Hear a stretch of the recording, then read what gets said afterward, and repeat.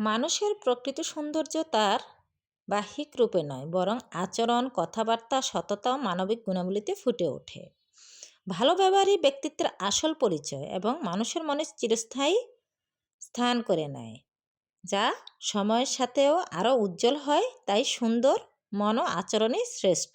চেহারা নয়, আচরণই মানুষের আসল পরিচয়। রূপের অহংকার একদিন ফুরিয়ে যাবে, কিন্তু সুন্দর ব্যবহারের রেশ থেকে যাবে চিরকাল। যার আচরণ সুন্দর, তার মনটাও পবিত্র। সৌন্দর্য চোখে ধরা পড়ে, কিন্তু সত্যিকারের সৌন্দর্য প্রকাশ পায় আচরণে। সৌন্দর্য আকর্ষণ করে, আর অন্তরের সৌন্দর্য মুগ্ধ করে। মানুষকে তার পোশাক বা রূপ দিয়ে বিচার করবে না, বিচার করুন তার আচরণ দিয়ে। কারণ ভালো মানুষ রূপের চেয়ে গুণে বেশি পরিচিত পায়। একটা সুন্দর হাসি আর ভদ্র আচরণ, এই দুটি একজন মানুষকে হাজার মানুষের মাঝে অনন্য করে তোলে। সম্পদ বা বাহ্যিক রূপ দিয়ে নয়, মানুষের হৃদয়ে জায়গা করে নিতে হয় ভালো ব্যবহার দিয়ে।